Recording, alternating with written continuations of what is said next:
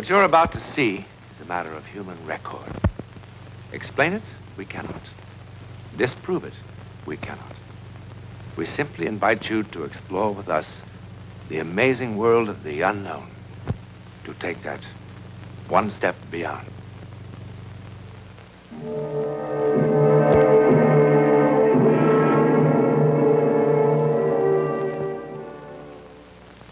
What you're about to see has haunted the minds of men for 40 years. A miracle or a soldier's fable? You decide. At 22:30 hours on the night of November the 14th, 1915, something happened in the war-darkened skies over Europe. It was seen by a British mortar unit here in Flanders. It was by a Russian sentry on the East Prussian front. It interrupted the maneuvers of an Italian infantry company here. It was observed by an Allied reconnaissance plane over the English Channel. Thousands of soldiers from all the nations of Europe ultimately were involved. But in the beginning, there were only 4.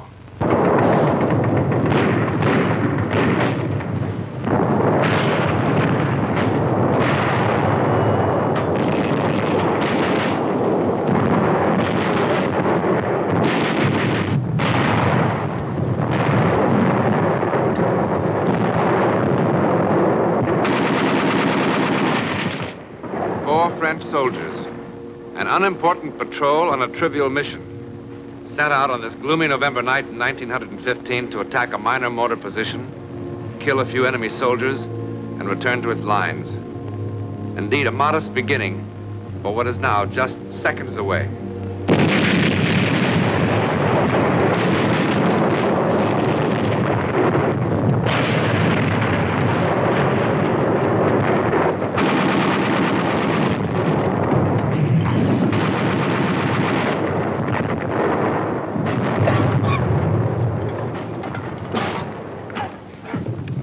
Think of all the pleasant things a man of my sensitivity could be doing tonight.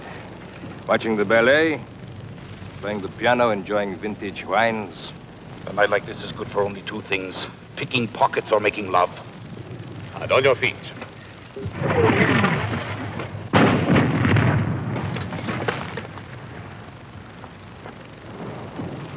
On your stomach, on your feet, on your stomach, on your feet. Oh, what an unpleasant war.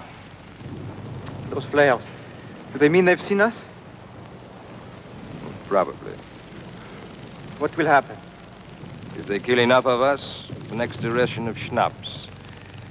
If we kill enough of them, perhaps they let us take a bath. It must feel strange to kill for the first time. Strange. Actually, I enjoy it. Each time I kill, I think there's one less push between me and those lovely bottles of wine gathering dust in my cellar. When's that blasted thing going to fall? Probably hanging from a parachute. Where do you see a parachute? How can it just hang there? It's so bright. Come on. Burn up. Fall.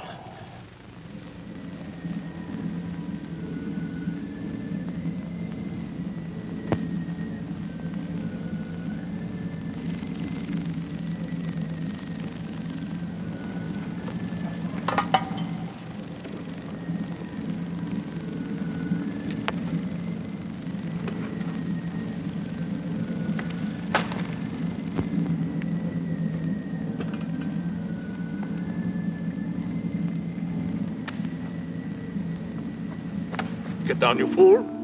Get down, you'll get your heads blown off. Come back here. Come back, pick up your guns. Come back here. What are you running from? It is only a dirty bush. Think it is just a flare.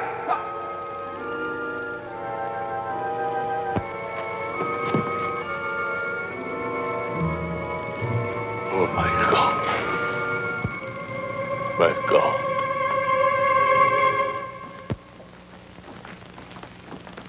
On your feet, you up. At ease, as you... No need for formality. I'm Captain Tremaine of the Adjutant General's office. I've been appointed to defend you at your court-martial tomorrow. Tomorrow? What's the big hurry?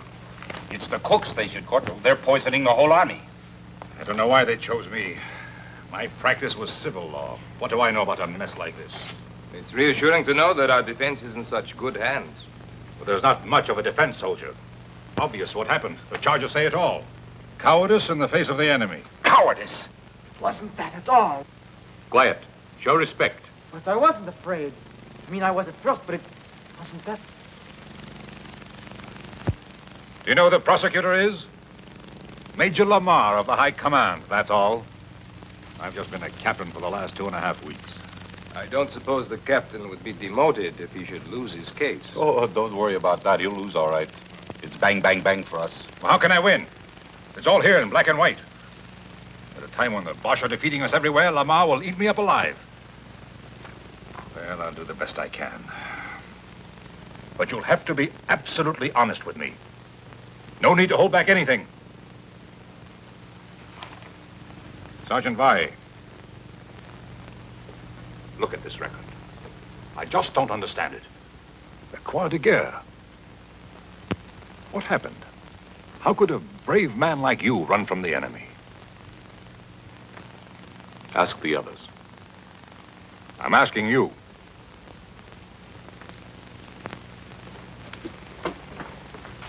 Look, they're going to make an example of you men. That's why they're doing it so fast. Don't you understand that? Sir, ask the others. I really don't want to ask any of you. I don't like to defend cowards. Why do you call us cowards? What did you want us to do? At first I was blinded by the light. I couldn't see anything. And then I wasn't in the shell hole anymore. I wasn't. I was home. Home? Yes. I was home. No, it wasn't my imagination. I was really there. It was morning. I was in the kitchen. Mama was pouring milk for breakfast. And Papa was putting on his working shoes and talking about the day's work. My little sister was there. And through the window I could see the sun, the way it hit the fields. And a flock of birds. I was home. And I was happy. And then I felt the rifle in my hand, and I thought, what am I doing with this? So I threw it away. I was home. In the middle of the battle, a light blinds him, and then he's at home. Has a doctor examined this boy lately? Look, why don't you let us alone? Did we ask for you? No, and I didn't ask for you. All right, then, goodbye. That is no way to speak to an officer. Get him out of here! Pauline, shut up or I'll bat your head in. Do you want to know where I was? Well, listen to this, Captain Fancy Pants. Let me tell you where I was. I was on the deck of the Montez. A rusty little freighter carrying pig iron from South America to Marseille. Flopped on the forward deck, just taking it easy. I never felt like that in my whole life. I was free. I could breathe. There was nobody in the world that I wanted to punch in the mouth. I wanted to stay like that for 100 years. A part of everything. Everything. Tell me I wasn't on that boat. And I'll make you eat all those pencils.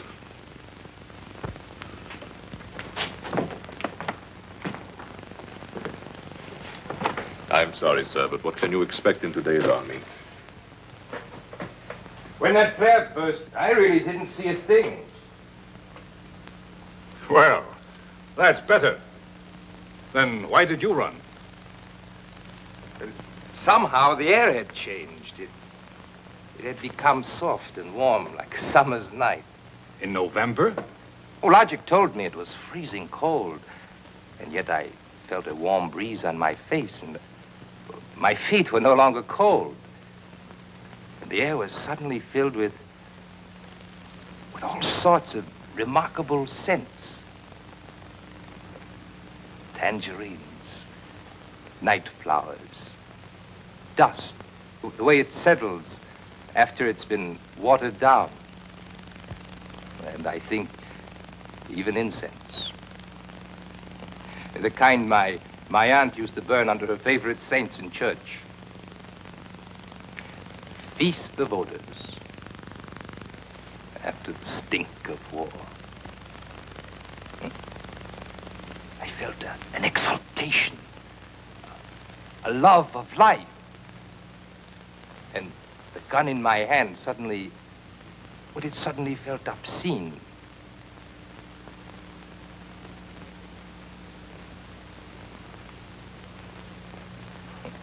Obscene.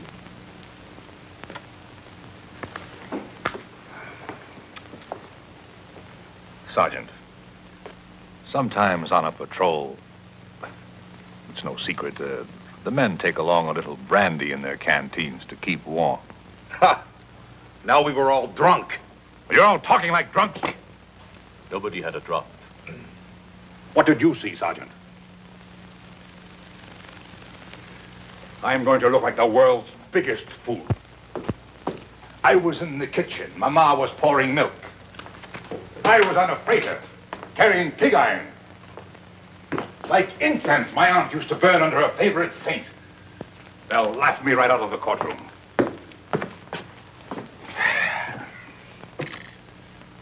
All right, let's begin again. You from the testimony of your men, Sergeant. Let me see. Ah, yes. It wasn't what I saw or smelled, but what I heard. The light could have come from many things, but not the singing. I don't know what they were singing, but it sounded holy, and it was beautiful. I started walking to where I could hear the voices better. Now, all this would be hilarious as a music hall sketch. But within the sound of enemy guns, I find the humor rather hollow. And I am more than a little surprised that the defense counsel would insult the intelligence of this court by introducing such trash as evidence. It's what the men told me. And what does the sergeant say? What did the sergeant see, hear, or smell? I heard the Bosch cannon and machine gun. I smelled, well, there was a dead body in the shell hole. I saw a flare that lasted a long time.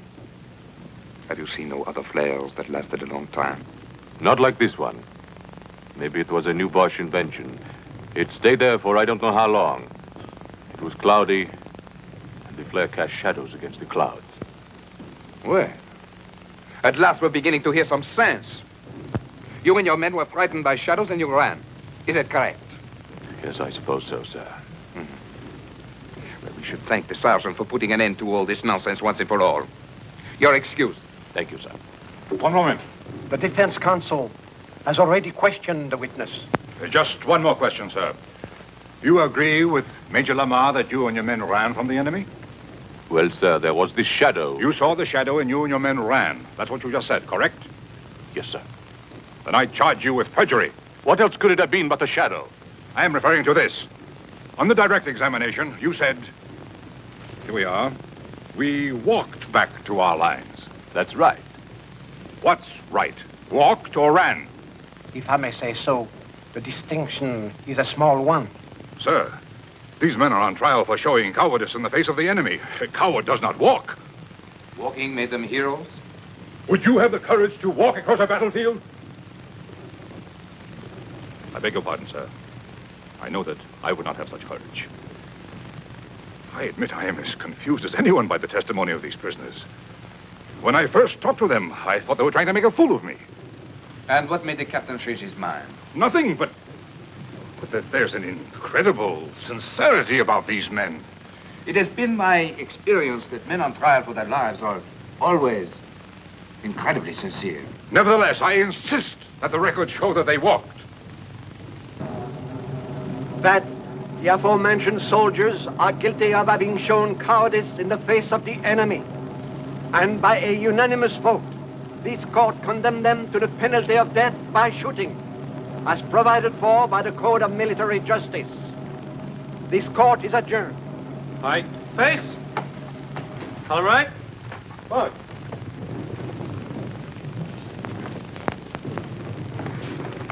Cheer up, Captain. We did a good job. better than they deserved. Are you sure that's all it was, sir? All what was? I mean what the sergeant said, that the shadow was caused by a flare. Of course. The rest is rubbish. Be sensible. What else could it have been?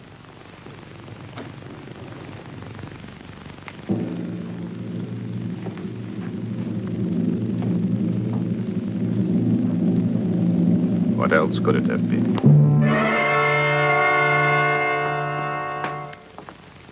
Good morning. Is it? It's difficult for us to tell down here. I'm going to see the commanding general and try to get a stay of execution. You don't sound hopeful. I'll do my best. I think you will. And that's most curious. Why? I'm a lawyer, that's why. When you first came down here, you wanted to spit in our eye. But in the courtroom, and now. And don't tell me you actually believe our outrageous stories. I don't know what I believe. Anyhow, while I'm in town, I could mail your letters if you wish.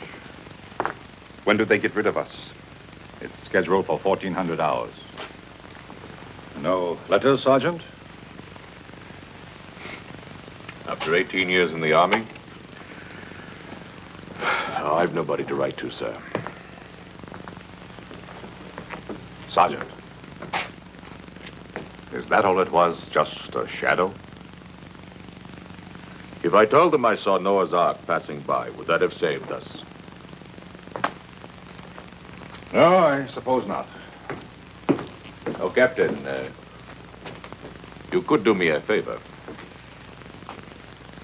When you go into town, you could get me a bottle of good cognac. Something really first-rate, I mean. I would like to have one last taste of first-rate cognac.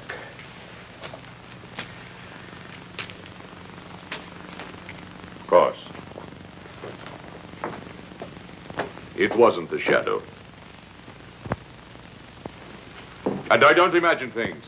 I'm as hard-headed as an ox. What I saw, I saw. When I looked up, the flare was still burning bright. And there, as big as the sky itself, was the face of the first man I ever killed. He was an Algerian, maybe even younger than me. And if I didn't cut his throat, he was going to cut mine. Then he was dead. His eyes were staring up at me. That's what I saw. That Algerian kid. And you know how he looked? And if he was saying, "It's all right, my friend. It wasn't your fault."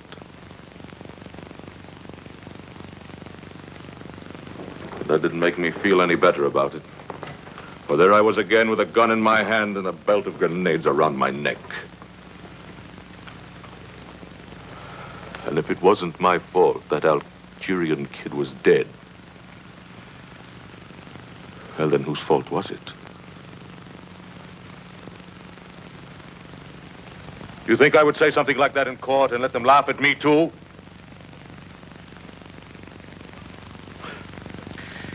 But if you were to get that cognac, well, I can still drink it, you. Better hurry, sir.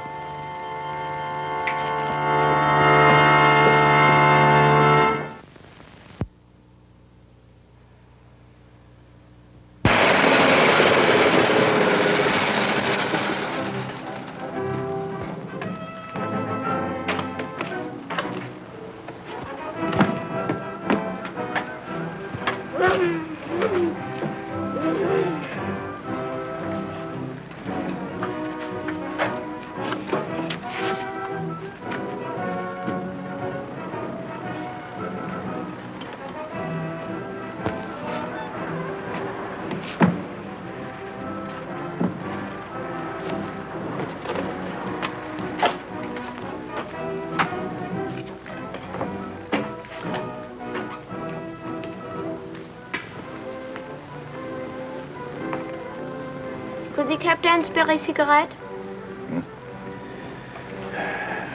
Take them all. thank you, sir. Oh, thank you. My grandfather will be so happy. You see, we are all that's left of a family of 7.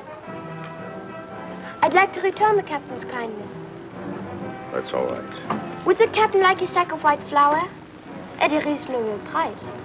No, thanks. Or fresh butter or eggs? I have a fine Polish ham. Does the captain need any potatoes?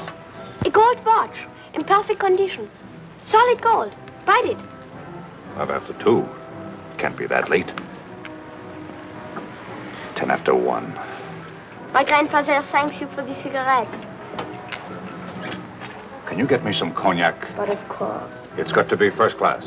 First class cognac is expensive. Doesn't matter. I'm not bringing them anything else. Pardon? I've got to have it right away. Have to be back at the prison before 2 o'clock. Our house is at the edge of town. Get in. I'll direct you.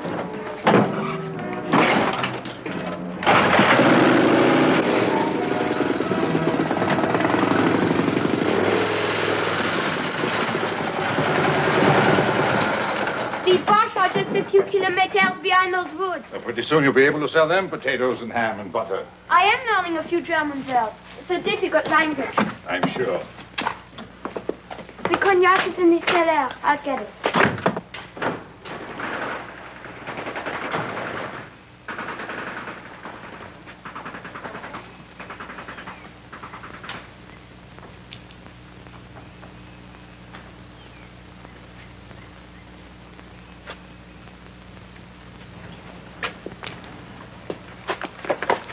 You do not need a gun.